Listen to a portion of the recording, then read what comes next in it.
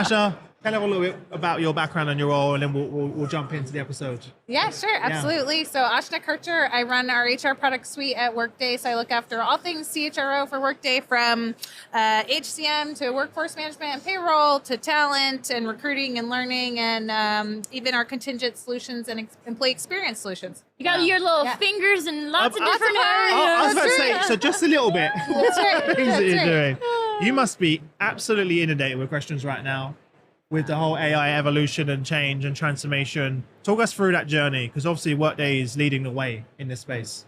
Yeah, so you're spot on. I spent last week with 17 customers. Not that anybody's counting, and that's my favorite part. That's my favorite part of the job. But look, we've been on an AI journey for more than a decade. I think that's one of the myths that's out there is, AI has only been around for 2 years, and that's not true at all. We've been on a journey for quite a long time, embedding AI and making solutions smarter for our HR teams and our users and our customers. Yeah. And really thinking about the way that AI impacts both the experience in using product, but also has real tangible outcomes for the business, and elevates our HR consumers and leaders to be more strategic partners to the business and what their businesses and organizations are trying to drive. I love that. Could you share some specific processes that you're focusing on to enhance the employee experience and talent development? Because one of the challenges for our viewers is they're just kind of inundated, and they're kind of not sure where to start. Yeah. Because it's a bit Overwhelming. It's a bit overwhelming right now. Yeah. Well, that's for sure. You walk anywhere in here and you see AI powered. Yeah. They're like, oh my, what is? It's a lot. Yeah. So I think couple of tangible things. I'll start on the experience side, and then I'll touch on talent development. I think that fundamentally how users interact with AI software is changing. Their expectations are changing to be more equivalent to what they see in their consumer experiences. And so a lot of those changes, to me, shouldn't be big lifts or scary for HR teams. They are things that should be already managed and covered by the HR tools and the products that are provided. They should do that work for our customers and their users, right? Their users' expectations are changing in terms of how they find information, how they expect information served up to them, how they expect things to change. Where HR and where practices come in beyond that is, hey, what is the organization and culture and business need that influences and shapes that? When you think about talent development, it's one of my favorite areas because it's all about elevating people. Couple things that we've seen specifically. One is in investing in AI-driven experiences in talent, whether that's surfacing up opportunities to people in the organization that they wouldn't have known existed before, or recommending particular content or surfacing them sort of specific learning to help them upskill. Those things are creating what we call kind of democratization of opportunity. Like, people wouldn't have had opportunity to do those things before. They wouldn't have known. In many organizations, it would have been a tap on the shoulder, or who do you know that gets you into those places, as opposed to hey, actually, I have visibility into the opportunities within my organization. I'm willing to stay. And that then has big benefits for the business too, because you're keeping people, you're saving costs on retraining and hiring externally. That's one of the biggest places that we're seeing that payback. Yeah, it's also more equitable. That's right. Mm-hmm. And personalized. Yeah, exactly. And you're right. The cost of not doing that and losing talent versus making it democratizing access to that and merit-based, skills-based is where we really move to. And most of the time, most companies don't even know that these incredible skills exist. That's right. That's right. They don't even have visibility into that talent, and they're hiring in their organizations. As well. And those people leave because they feel like they don't have the opportunities. That's right. As well. And you a little bit touched on this, but what are some of the common misconceptions about AI in HR, and how can HR leaders shift their mindset to embrace AI's full potential? Easy to say, hard to do. Yep, absolutely. For sure. Two come to mind.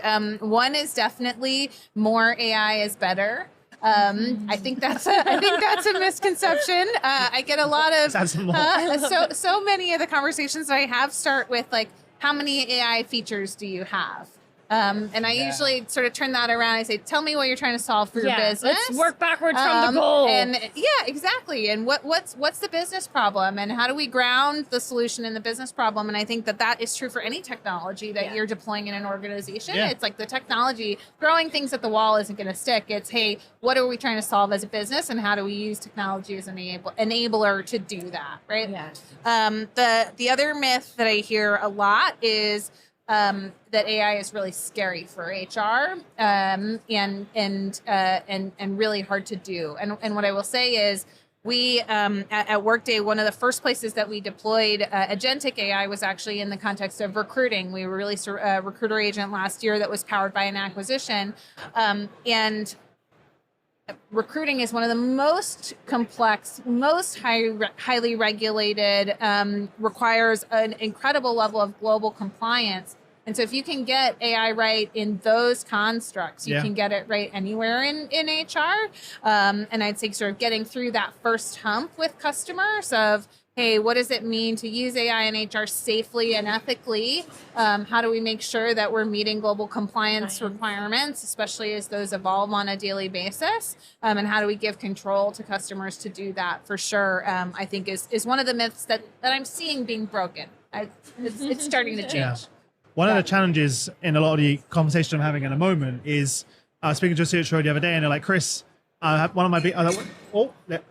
Ropa! We got some wine on the floor. Right. It's only... It was only going to last 4 so long. o'clock. 4 o'clock somewhere. Yeah. Here. Right. So, that being said, where was I? 4 o'clock's like 11 o'clock in Vegas, Yeah, so exactly. you know. To your point, though, the temptation of buying loads of AI tools. Yes. Now I'm seeing a lot of leaders speak to me saying, Chris, we've got a big problem here, because now all of the different platforms we have are all fighting to be the master agent. Oh yeah. You know, it's like tomorrow I can turn The on one ring that rules them all. Yeah, I can turn on 7 agents, and every one of my vendors is telling me that I should be using this agent. I don't know if you've heard that, but I'm like, a lot of our For sure. our CHROs I'm speaking to are like, Chris, I'm in this tough spot. Yep. I'm like, who do I choose? Yep. Right?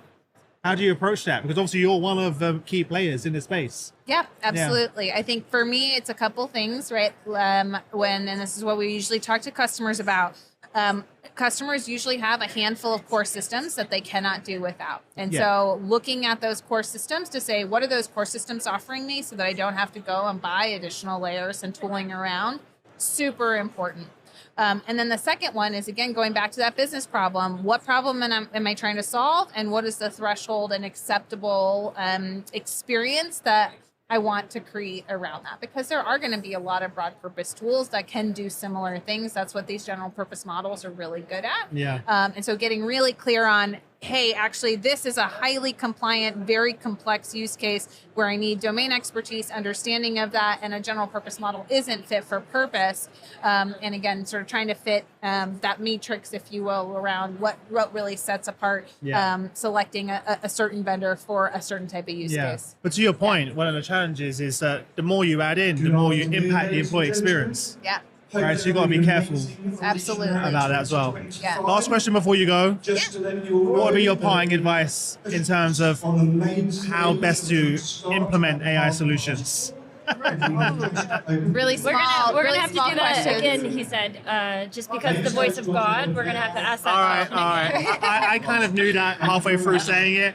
I was like, Is that the last question we really want to ask? Or we can. I mean, advice in terms of like how to implement. Okay, we'll just say parting piece of advice, because you got to go as well. Parting piece of advice. We'll just do parting piece of advice. Are we good now, Theo? Yeah. It was the voice of God. Like, literally. Actually, thank you so much for joining us. Yeah, of What would be course. your parting piece of advice to the audience, and then we'll say goodbye.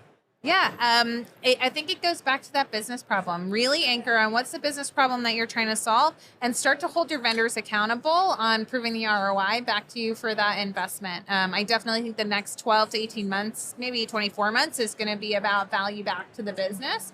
It's going to be hard cost savings. It's going to be elevation of outcome. It's going to be risk mitigation or supporting compliance, sort of all the things that are really hard and make HR very special.